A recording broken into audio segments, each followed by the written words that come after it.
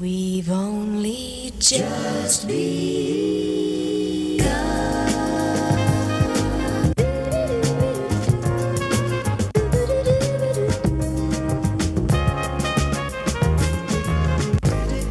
Hello everyone, and welcome to another episode of Love Talk. Love Talk is a series examining millennial dating culture, breakups, arguments, marriage, kids, and what makes relationships work for different couples. This is the second episode in the series. The first aired on Valentine's Day, and it talked about more of the lovey-dovey stuff, what makes relationships work, what dates couples like to go on, some of the more lighthearted things. Today we're diving into the deeper issues. This second episode is going to examine breakups, how couples navigate arguments, and long-distance relationships. My initial intention was to make this into one video. However, all the people that I talked with today had so much great stuff to say, so I'm separating it into 3 video segments. You are currently watching the video on long-distance relationships. Long distance is something that a lot of people swear they will never do. It's undoubtedly very difficult. So I wanted to hear how these couples are either currently getting through that process or got through it in the past. It's really interesting to hear what couples have to say about how distance both strengthens and weakens some aspects of their relationships. Also, if you want to know more about the people or the couples that I talked to on this episode, their bios will be listed on my website. I'm sure there's a link on the screen somewhere right now. Without fail, the shameless self-promo. So without further ado, here is our discussion on long-distance relationships. If anything, I think distance kind of fundamentally changes your modes of communicating with them. Yeah. Right, and we're in a particularly kind of strict situation with that right now, with him being away at basic training, so communication is very strict. Yeah. Yes, very strict, pretty much letters and the occasional phone call. So what I found is that I have to constantly process and prioritize the information that I want to share right now, which sounds kind of sad, but I sit there and I'm writing these letters and it's like, what's important to share with him, what have I been thinking about lately, what's some standout experience that I think he would enjoy if I told him, what books am I reading, what TV shows am I watching, which sound trivial, but they're not. In some ways it helps ground you in the everyday sense that you don't have when you're long distance. Definitely. So I think one of the best parts I've really liked, especially in writing letters and the fact that so much of our communication is letter-based right now, is just the slowing down process that comes with your words and when your thoughts when you write. So I found that very grounding, and I'm able to present my thoughts and my feelings in I think just a slower and more sincere way, which we haven't been able to try before. And there's something kind of romantic about writing letters and waiting for there it is, like totally, and waiting for letters and then opening them up and seeing their words on this page that they meant specifically for you, and they took the time to sit down and write. And it's almost meditative in that sense, and it's really calming. And that's nothing I've really ever experienced before. So long distance has really grounded that. It's been sort of an exercise in that patience and in being more in the moment with what I want to express. Yeah. It certainly amplifies issues or fissures in the relationship that are easy to mend when you're together, right? Oh, so, okay, yeah. For example, the thing that I love the most about living in the same place with my partner is being able to see her come home and then give her space to decompress, because she's been at work all day, and I stand next to her or near her, or even not even in the same room as her, and she does her thing for about an hour and a half until she's ready to talk to me. Okay. Right. Whereas here, when we're apart, there isn't the presence. I know decompression's happening, but I'm not near it, and I don't get to see her go through that. And so there's more of an urgency to when we talk, right? Whereas when I get to see her decompress, it's really nice because I'm standing near her, next to her, even not anywhere near her, but knowing that that's what she's doing. Yeah. And then when she wants to talk, I know that she's ready to, to have a conversation about things that happen during the day or whatever. Right? And it feels so organic, and it feels like that's just our relationship. Our interactions are far more calculated, right? Are far more, well, one, they have to be, I'm going to use the word again, but they have to be more intentional because you have to schedule time to talk, right? We tend to be more impatient when we're long distance.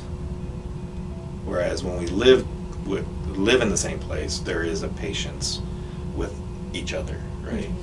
And this long distance makes us a little bit more impatient, right? And when we get into arguments, oh man, arguing long distance is so hard, because what would be endearing often doesn't come off as endearing. Right?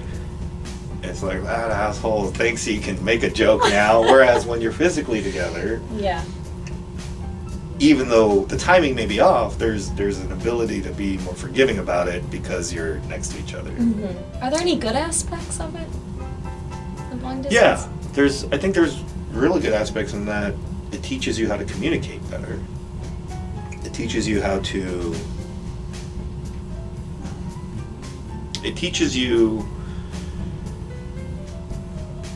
to be thoughtful about your own relationship in a way that sometimes when you're living together in the same place, you take things for granted, right? Well, I think like me being gone for 4 months, because that's the longest I've ever been gone for from anybody. Yeah. To and it's for me obviously that was a whole whirlwind of new experiences aside from being in the long distance relationship part. So I guess it's you can't have as many issues that you know about and that come up if you're not talking, but you can't develop the relationship at all either. And it's I feel we learned a lot about each other in that amount of time, and just how, even you were saying where it's there are certain things where it's he would sit back and he'd be like, no, I know you're going on a trip right now, we don't have to be talking, you sit back, have fun, we can talk later, we can, talk about it, hope you have a good time, don't. And I have insomnia. Get back up, be 2 in the morning. Yeah, right? Then we can talking. Yeah. That was cool. That was great. So it's being able to work through that kind of stuff. It's just I guess the patience was a huge thing, from both aspects. And it's obviously you had to be more patient than I was, because I was doing all kinds of crazy fun shit, and it's you're here, which is it's fine, but it's it could be worse. But yeah, exactly. Well, and it's that's the thing is it's the more we work together on it, it's certain things.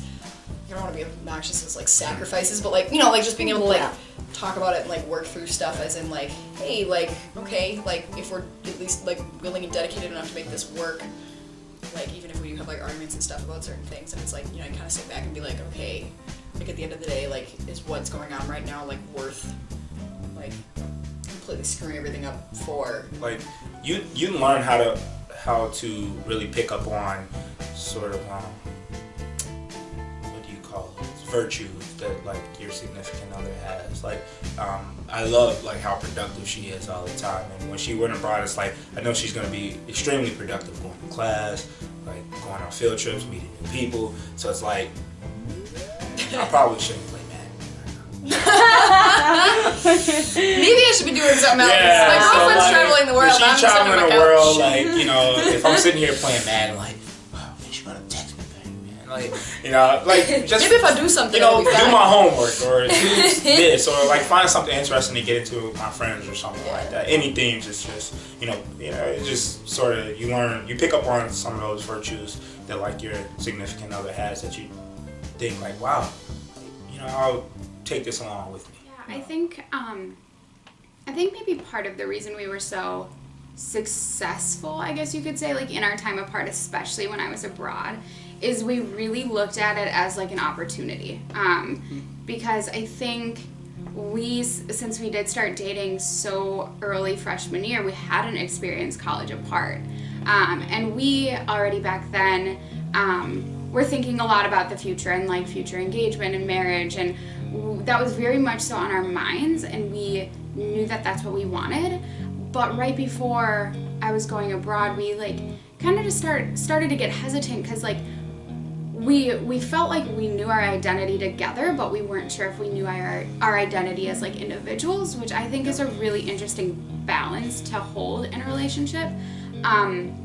So we really looked at this as our opportunity, even though Joe was still here. I mean, like he said, he'd never had college without me, and so being on campus was still an entirely new world in a sense, and really his time to dig into things that maybe he didn't have the opportunity to do while we were together, whether it was a time commitment or something else. And I think it really pushed him. It pushed both of us outside. And then with me being so far away, I think I looked at it as an opportunity to kind of just grow personally, grow deeper in my faith, deeper in like what I wanted my life to look like, so when we came back, we could be ultimately stronger together by knowing more of who we were as individuals and what we wanted to be as a couple. So I think like really talking about that beforehand, again, that open, honest communication of what the challenges were. And it was tough. Yeah. It really was. Like day to day, it kind of sucked.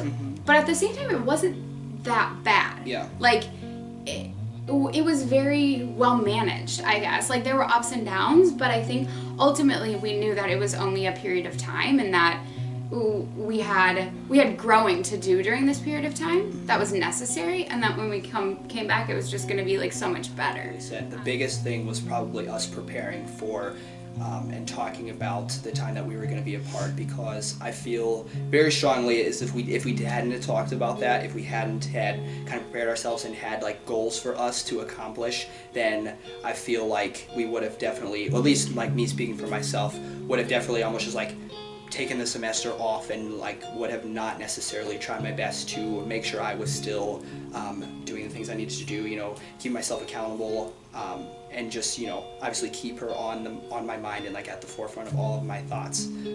So I definitely think that was probably the best thing that we could have done, was just talking about it a lot before she left and how we could, like what we wanted to accomplish over break to make sure that we came back strong. So how has that changed your relationship? Well, in 3 words or less. In 3 words or less. Divorce papers. Sadness.